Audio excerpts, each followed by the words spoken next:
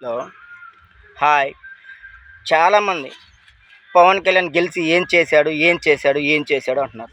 కానీ మనం కూడా ఏమి చెప్పుకోలేకపోతున్నాం.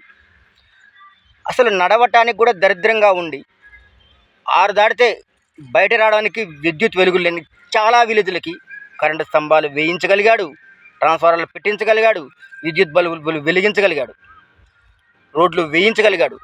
అది మన రాష్ట్ర బడ్జెట్ కాదండి, కేంద్రం నుంచి నరేంద్ర మోడీ గారిని బతిమలాడి నరేంద్ర మోడీ గారి ప్రోత్సాహంతోనే చేయగలిగాడు.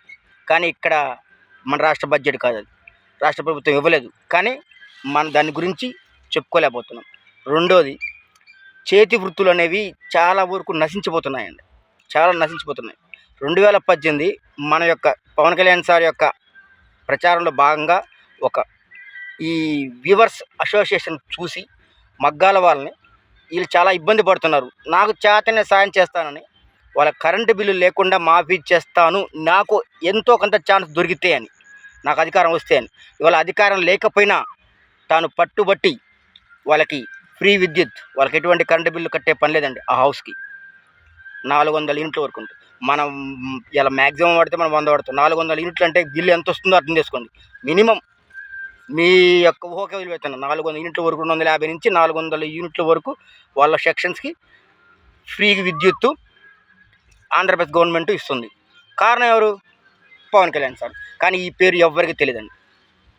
వాళ్ళ యొక్క మగ్గాలకు ఫ్రీ కరెంటు దొరుకుతుందంటే అది పవన్ కళ్యాణ్ సారు అని ఎవ్వరికి తెలియదు.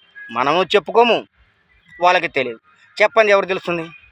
మన నోటి నుంచి 1-2 సార్లు ఇలా ఫ్లో అవుతుంటే తెలుస్తుంది. అర్థం చేసుకోండి సార్. మనం చేసే పనులు, చేయాల్సిన పనులు కూడా ఇవి వర్క్ చేయాలి, గట్టిగా కూర్చున్నాం, ఈ రోడ్డు వేయాలి, వేస్తారా లేదా? పవన్ కళ్యాణ్ సార్ ఒకటే చెప్పాడు, ప్రతిపక్ష పార్టీలో మనమే ప్రతిపక్షం. ఎందుకంటే తెలుగుదేశం తర్వాత అత్యధికంగా ఎమ్మెల్యేలు ఉన్న పార్టీ మందే. అలాంటప్పుడు ప్రతిపక్ష హోదా ఎవరు కావాలి? మనకే కదా. ఛాన్స్ దొరికితే ప్రతిపక్ష పార్టీ మందే. తప్పు జరుగుతున్నప్పుడు ప్రశ్నించాల్సింది మనమే.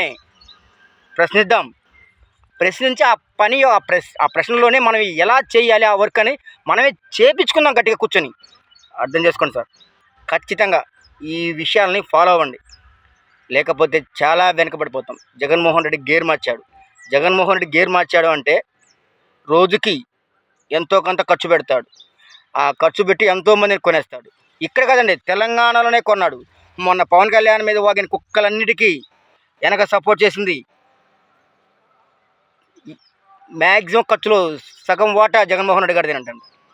తెలంగాణకి పార్టీ లేదు, కాకపోతే బ్యాట్ చేయాలి. ఆంధ్రప్రదేశ్లో పోటీ చేయడానికి తెలంగాణలో కూడా ఖర్చు పెడుతున్నాడంటే పవన్ కళ్యాణ్ని బ్యాట్ చేయాలి. పవన్ కళ్యాణ్ బ్యాట్ చేస్తేనే అతను నెగ్గుకు రాగలుగుతాడు. అతను కూటమితో పని లేదు. పవన్ కళ్యాణ్ సార్ యొక్క ఇమేజ్ని డౌన్ చేయాలి. అది అతని యొక్క మోటివేషన్. అర్థం చేసుకోండి. మ్యాక్సిమం సార్ తగ్గకూడదంటే మనం కూడా అదే స్థాయిలో ప్రతిస్పందించాలి. మన ప్రతిస్పందనే జనసేన పార్టీ ప్రతిస్పందన ఎలా ఉంటుందో రాష్ట్రంలో ఉన్న అందరికీ తెలుసు.